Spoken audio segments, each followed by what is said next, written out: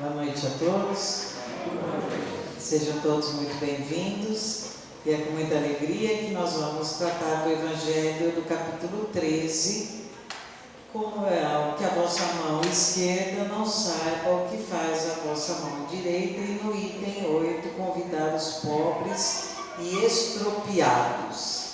Que tema que Jesus põe, né? Pra gente interessante, né? Vamos lá ver o que ele quer dizer para cada um de nós. Quando derdes um festim, não convideis para os vossos amigos, mas para os pobres e extropiados. Então quer dizer que se a gente resolver fazer uma festa, é melhor a gente convidar os moradores de rua, aquela turma que você sabe que o quê? Que nunca vai ter uma retribuição. Então Jesus está nos falando sobre como a gente praticar a caridade e se a gente a faz, a forma como a gente faz. Nós fazemos isso e esperamos algo em troca? Sim, porque é da nossa natureza, a natureza humana. Tanto que a gente comenta às vezes, nossa, eu convidei fulano, agora fulano fez uma festa, nem me convidou, né?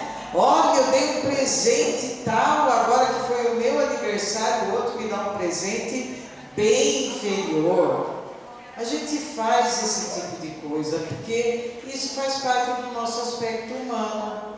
E Jesus, como já nos conhecia, qual é o desempenho para o nosso processo evolutivo, ele vem e nos faz essa colocação.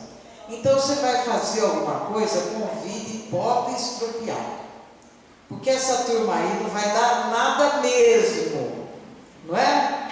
Não vai ter festa na rua, ninguém vai fazer churrasquinho de gato, e se fizer também não vai convidar a gente.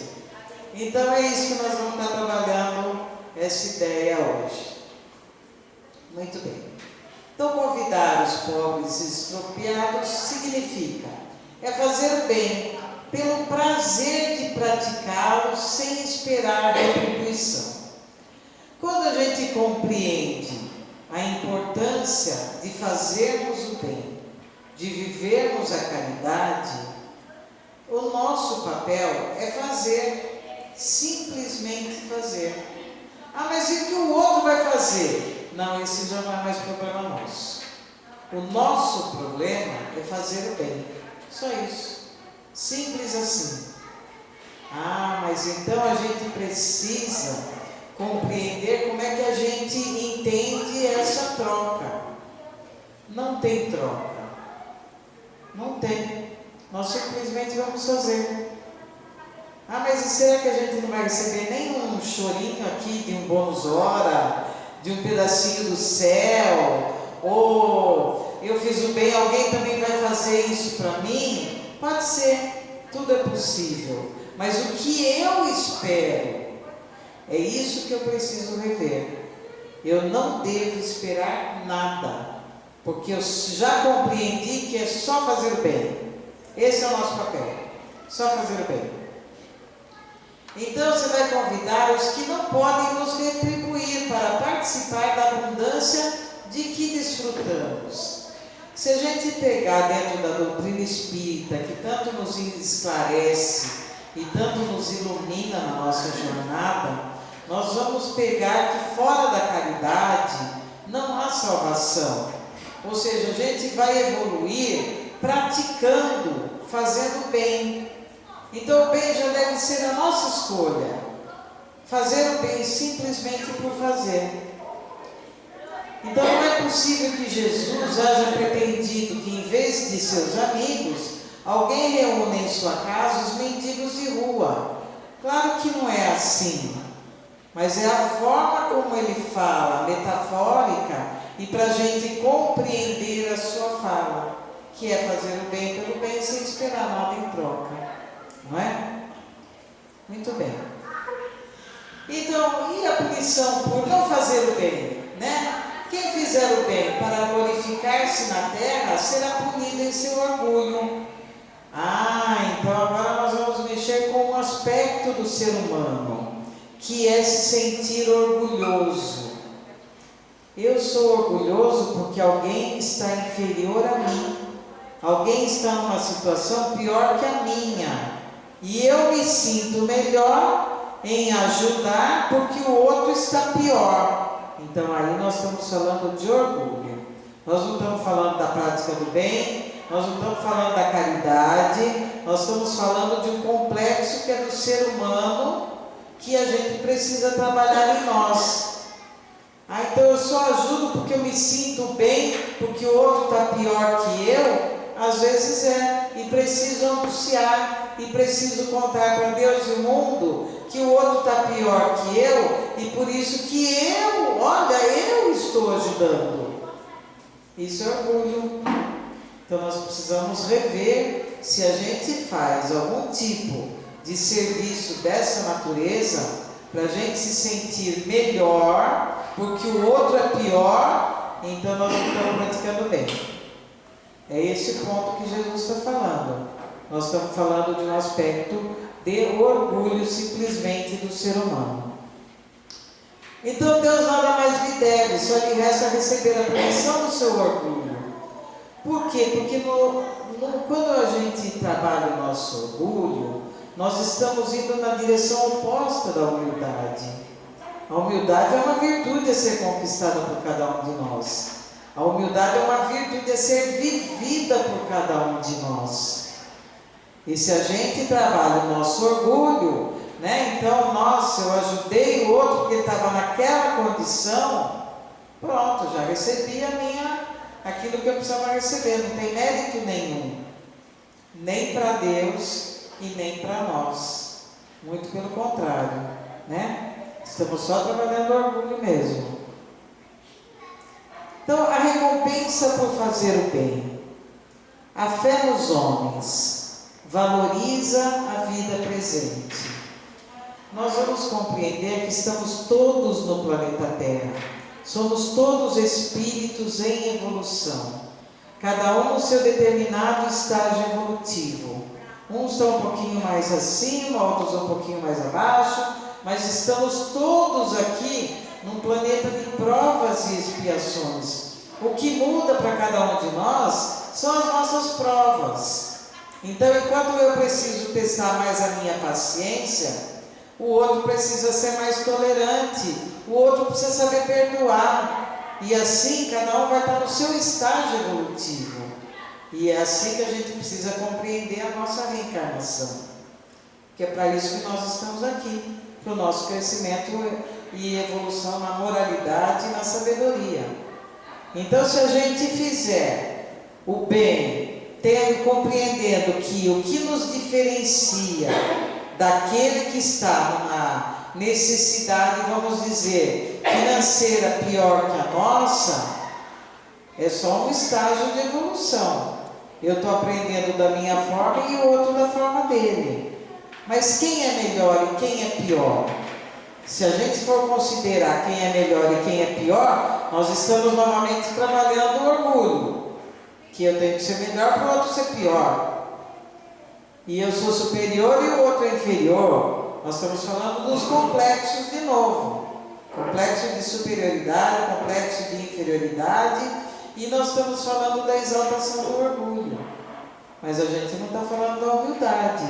Mas se estivermos valorizando a vida presente e fazer o bem, reconhecendo que a recompensa e o apoio dos homens nos engrandece como seres humanos e não como seres melhores uns que os outros. Aí está a nossa diferença, E daí a gente vai ter a fé em Deus, que ela valoriza a vida futura. Se a vida continua e nós continuamos, ora nesse corpo, ora em outros corpos, e sempre evoluindo, se fizermos o melhor hoje, se fizermos a escolha do bem hoje, é uma escolha para a vida do Espírito que somos nós, que é com ele que a gente convive. É o Espírito que sai desse corpo e que transcende a matéria. E nessa transcendência nós retornamos ao mundo espiritual até uma próxima reencarnação. E vamos estar no estágio que nós saímos daqui. Qual foi esse estágio? Nós fizemos o nosso melhor? Nós conseguimos mudar em nós, principalmente os aspectos do orgulho? Daí sim, a gente compreendeu aqui, né? Nós estamos valorizando esse presente e a vida futura. Fazer o bem sem ostentação.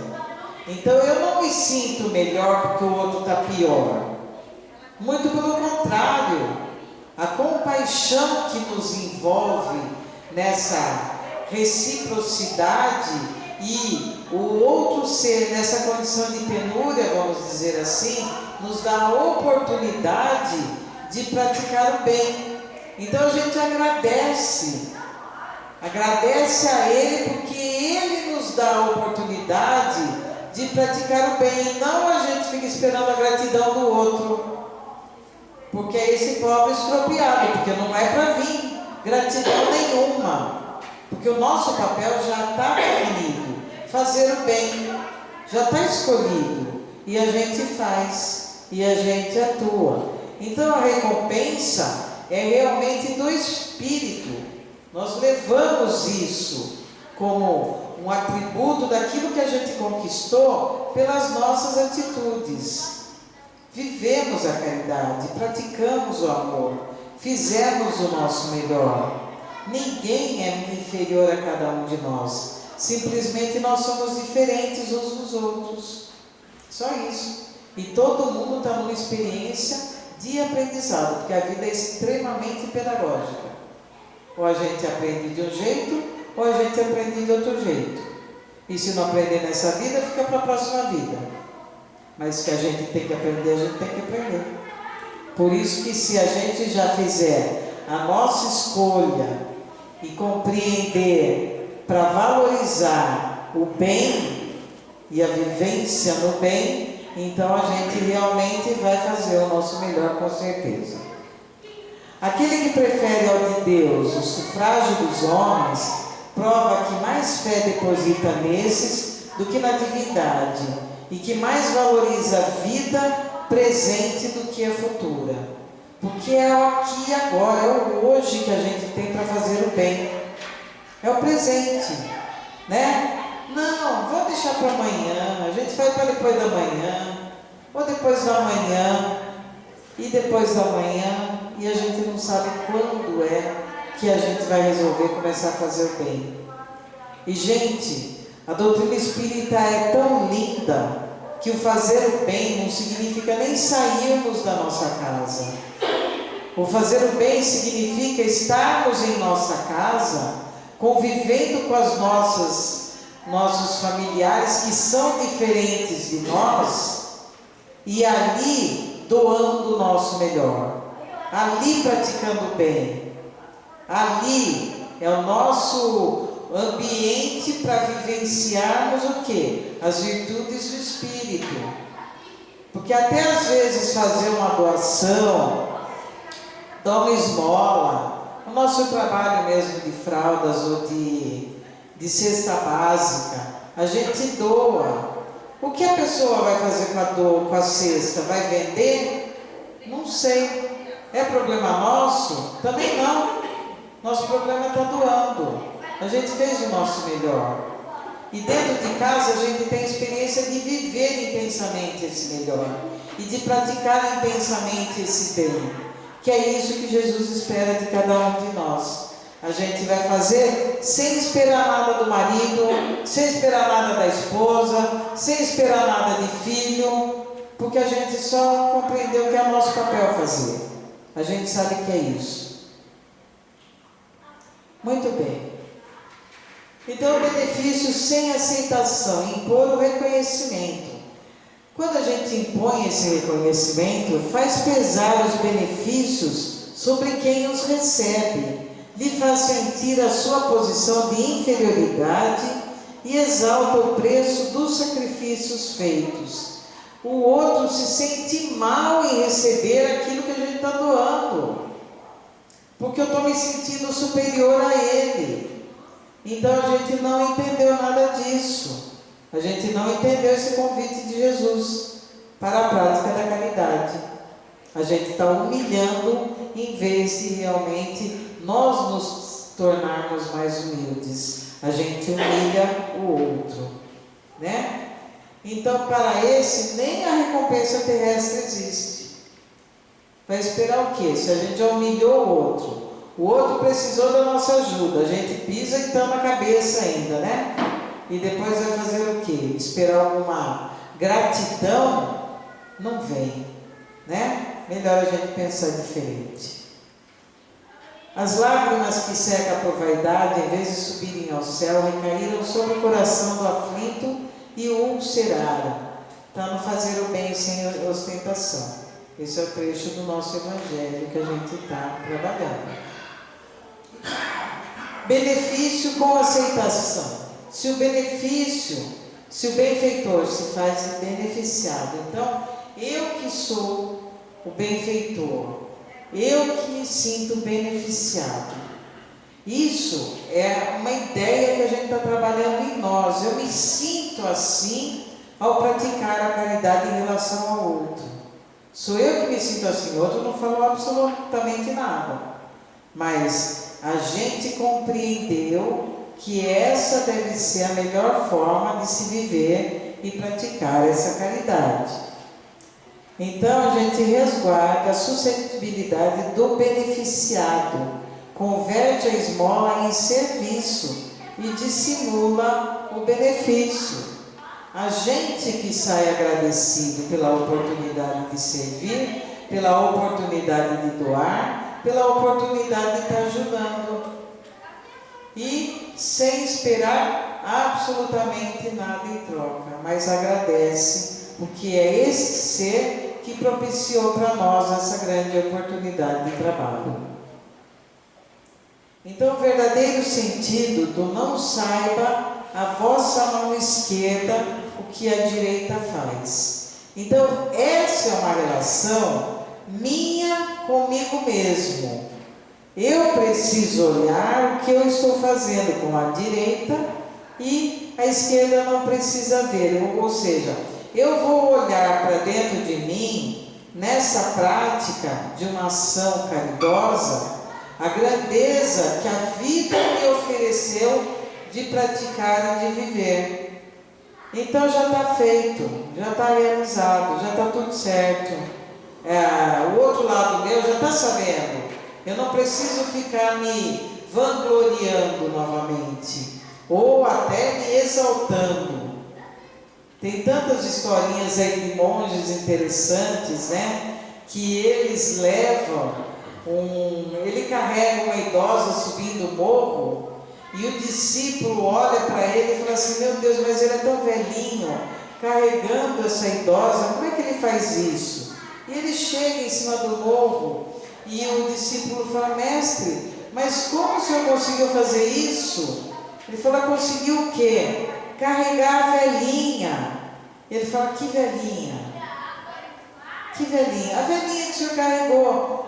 Não, mas eu carreguei velhinha? Ou seja, ele já tinha esquecido, porque já fez, já estava automático nele. Não tem nenhum lado dele que reconhece, que espera, ou que agradece, inclusive agradece a oportunidade dele estar vivendo isso tudo. Portanto, a verdadeira generosidade adquire toda a sublimidade quando o benfeitor, invertendo os papéis, acha meios de figurar como beneficiado diante daquele a quem presta serviço. Está no nosso Evangelho, item 3 novamente. Então, nós como benfeitores que agradecemos por essa grande oportunidade da prática da caridade. Então, sem a ideia de Deus e sem a prática do serviço desinteressado ao próximo, não nos será possível sintonizar integralmente as forças da vida com a lei do eterno bem. Então, a ideia de Deus é a prática do serviço desinteressado. a gente chega lá, o que tem para fazer? O que tem para ser feito?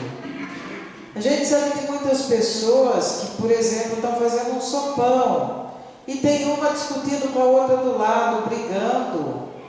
E alguém chega e fala, mas como você está fazendo um serviço de caridade nessa situação, brigando com a outra do lado?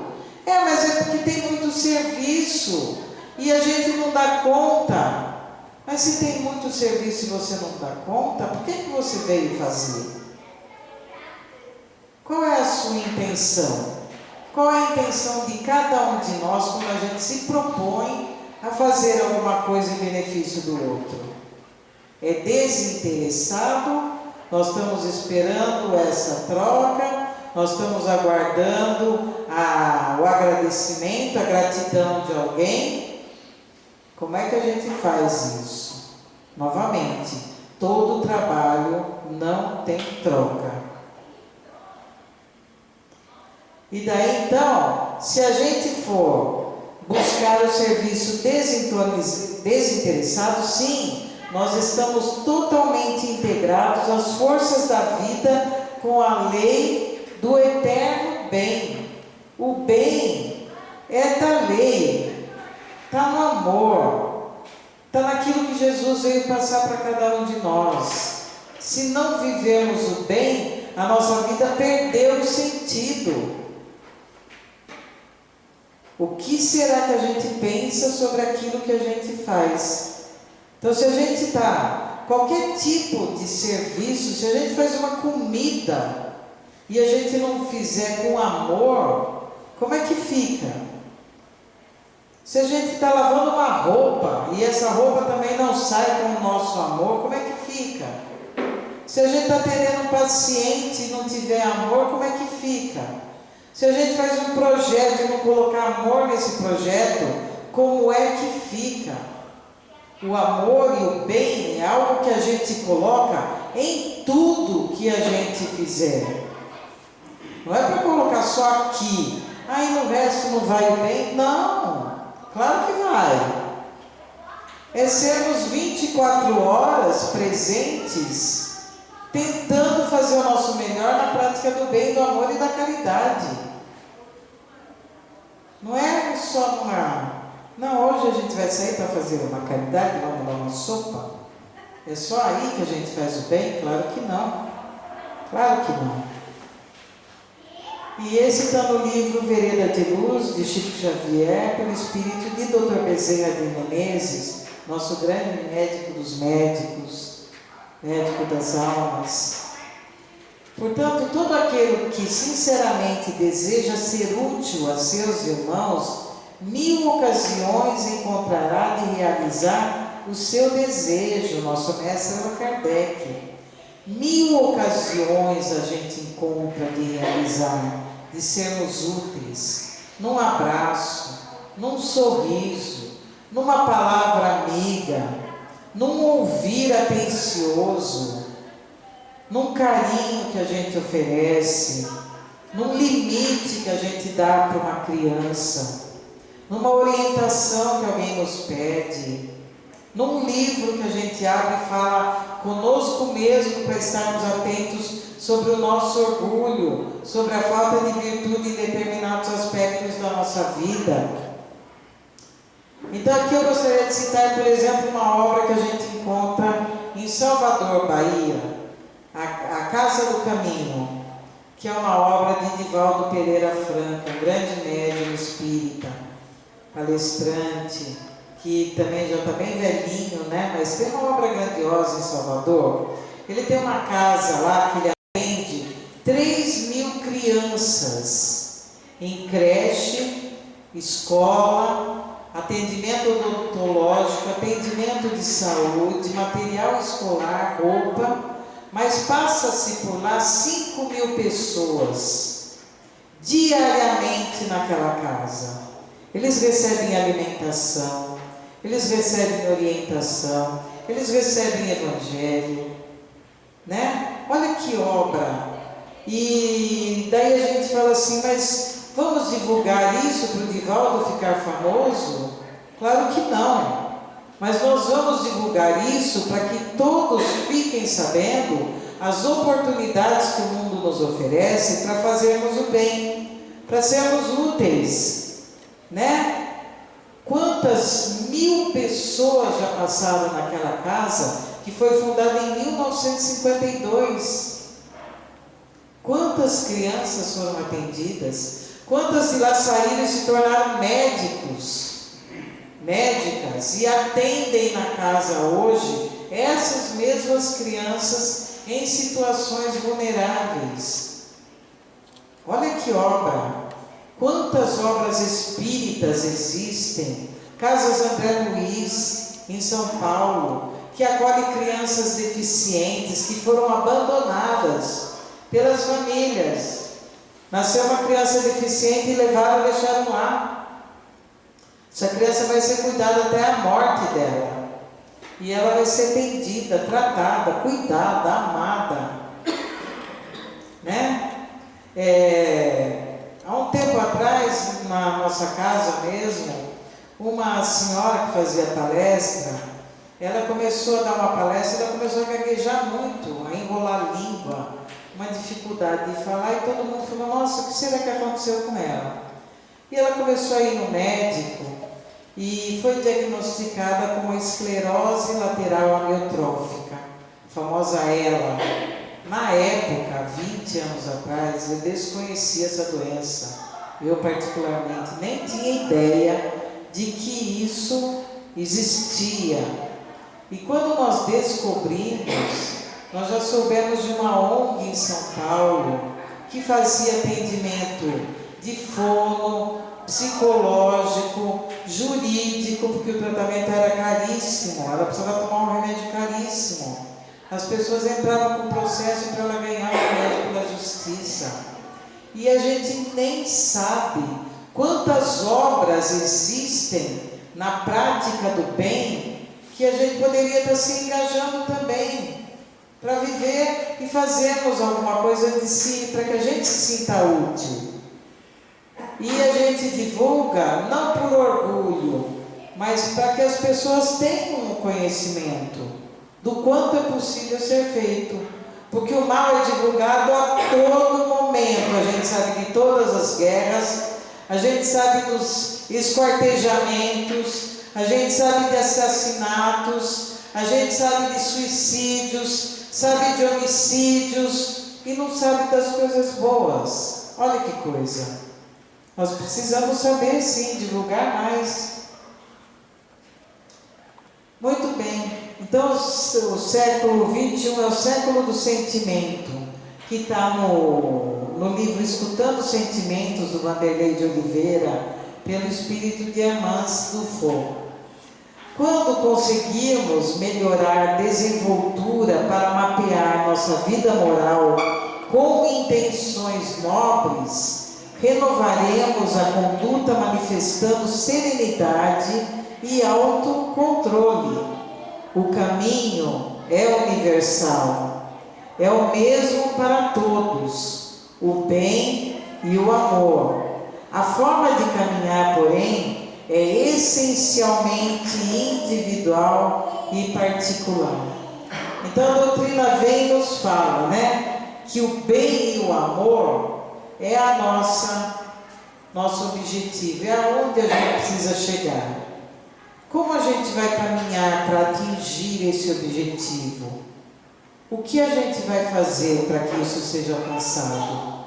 O que a gente vai falar? Como a gente vai falar? O que a gente vai pensar? Como a gente vai agir? Será que tudo isso que a gente vive no nosso dia a dia está por trás de cada um de nós, de cada atitude nossa, o bem e o amor? Ou será que nós estamos ainda muito distantes desse tipo de comportamento?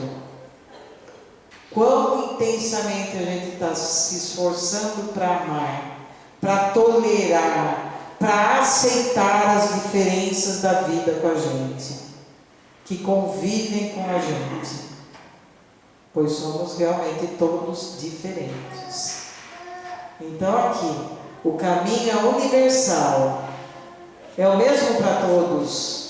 Para os pobres, para os estrupiados, para os de classe baixa, média, alta, é o mesmo.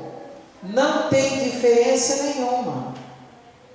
Agora, o que cada um de nós vai fazer para alcançar isso, que é individual e particular? Muito bem, possuído do sentimento de caridade, então, e de amor ao próximo, o homem de bem faz o bem pelo bem.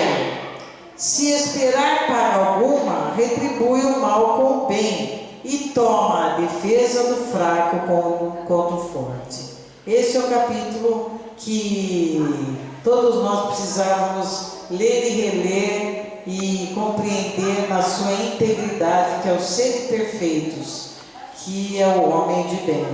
Então a gente faz o bem pelo bem, sem esperar nada em troca. E se eu receber o bem, o mal, eu retribuo o mal com o bem. E tomo a defesa do fraco contra o forte. Esse deve ser o papel do homem de bem. E aí é a nossa luta. Aí que a gente precisa alcançar e atingir. E para encerrando quase, é na caridade que deveis procurar a paz de coração, o contentamento da alma, o remédio contra as aflições da vida. Quer dizer que, se eu não tenho paz, vamos compreender essa forma. Se eu não tenho paz no meu coração, se eu não tenho contentamento na alma, se eu não tenho o alívio das minhas aflições, o que está faltando na minha vida? Caridade. Vamos repetir. É na caridade que deveis procurar a paz do coração, o contentamento da alma, o remédio contra as aflições da vida. Se eu não estou tendo esse contentamento da alma, se algo está repleto de aflição na minha vida, o remédio não deve ser antidepressivo, apesar de muitas pessoas precisarem dele. Mas se eu for pelo caminho de Jesus, que é a prática da caridade, a vivência do bem e do amor, a gente se cura. E a gente tem a paz. E a gente tem o contentamento da alma.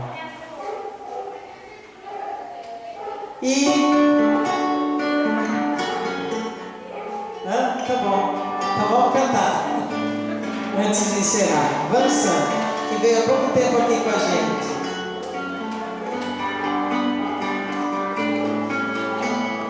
Pelos caminhos do mundo existem o mal e o bem. Ajude sempre que possa, nem olhe com mira quem. Entre verdades e mentiras, você precisa vencer. Pague com amor toda a ira endereçada a você. Só assim vivo sempre a cantar. Um sorriso cabe em qualquer lugar. Faço assim e vivo sempre a cantar. Um sorriso cabe em qualquer lugar. Fale de amor onde esteja, sorria quando puder, que a mão esquerda não veja o que a direita fizer.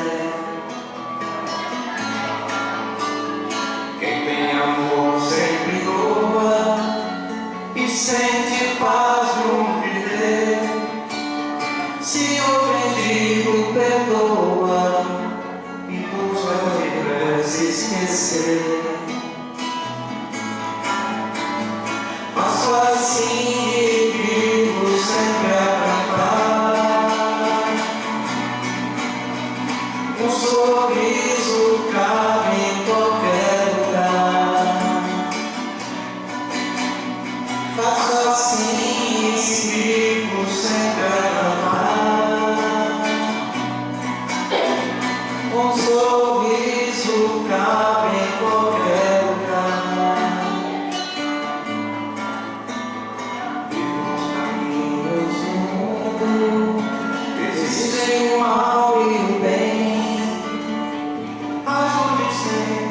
possa, não olhe como e a quem.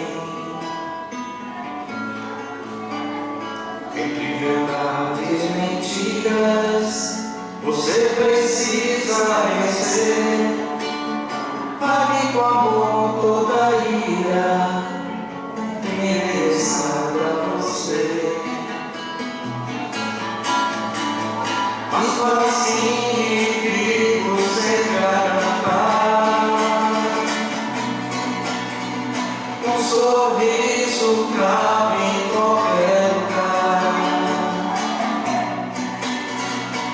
Faço assim e vivo sempre a cantar. Um sorriso cabe em qualquer lugar.